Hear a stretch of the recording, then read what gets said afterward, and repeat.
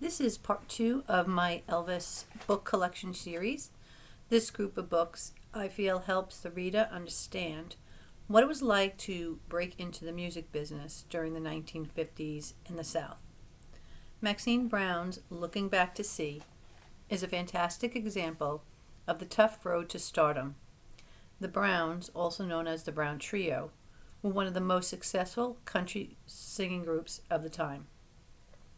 She writes about the hard life that these children of the Depression era had to endure. The struggle is what fueled many of these artists, and the grind was real. Maxine tells the stories of her touring days with the Louisiana Hayride, where they performed in small venues, ball fields, on flatbed trucks, through Texas and the South, with Elvis, Scotty Bill DJ, as well as Farron Young, Ferlin Husky, Jim Reeves, and more. She tells of the time where Elvis would stay at the Browns' home, eat at her mama and daddy's diner, the Trio Club, and the early courting of Elvis and younger sister Bonnie. Her accounts put you right with them. The next book, Elvis, Hank, and Me, by Horace Logan, is a detailed journey of the radio producer in Shreveport, Louisiana, and program director of KWKH radio station for the Louisiana Hayride at the Municipal Auditorium. Known as the Cradle of Stars, Horace details how the Hayride was the Grand Ole Opry's competition, but due to lack of investment by the station owners, they didn't get the recognition it should have, but was a springboard for many famous performers, such as Hank Williams, Elvis, Jim Reeves, and Johnny Cash. The book paints a picture of the early days of Elvis's career, how the contracts work, Elvis's mindset and personality in the beginning, the excitement created around this new star. The next book is Elvis Ignited, which explores Elvis Presley's touring days between 1955 and 56 through Florida. It includes photos of old venues and interviews from people who experienced the excitement of Elvis's meteoric rise to fame. It has many not-so-well-known Elvis stories, and perfect for someone who wants the detailed information to maybe plot their own Elvis tour throughout Florida. The final book I will explore in the series is Mae Axton's Country Singers as I Know Them, by Mae Boren Axton. While this book explores many of Mae's impressive relationships with country music artists throughout her career, I'm focusing on her time and association with Elvis. Many Elvis fans already know that Mae co-wrote his first #1 hit, Heartbreak Hotel, when he signed with RCA Victor, but you may not be aware that Mae Axton is known as the Queen Mother of Nashville. She acknowledges Tom Parker as the greatest promoter and one of her best teachers.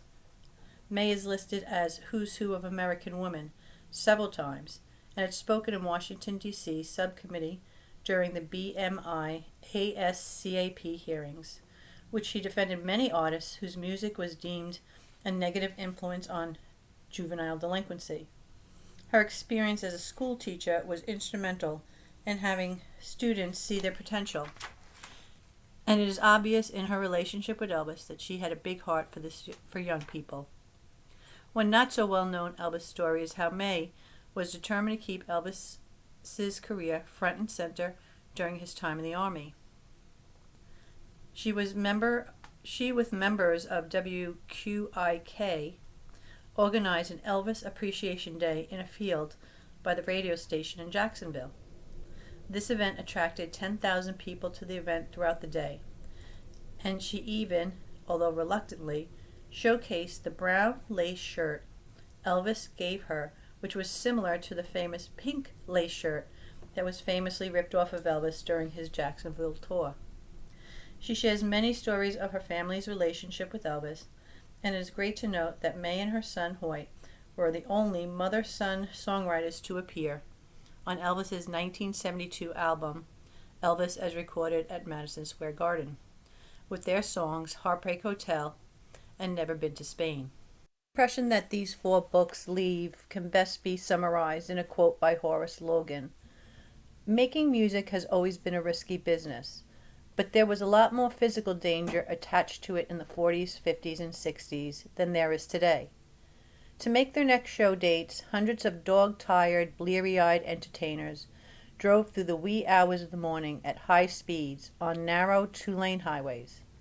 To get to where they had to be, they jumped on small planes and flew off into the rain and fog and snow, where ordinary people would never have ventured.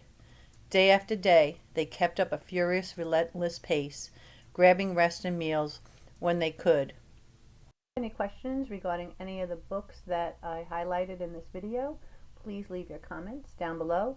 And I'm looking forward to producing some more on my book collection, and hopefully you enjoy it. Have a great day.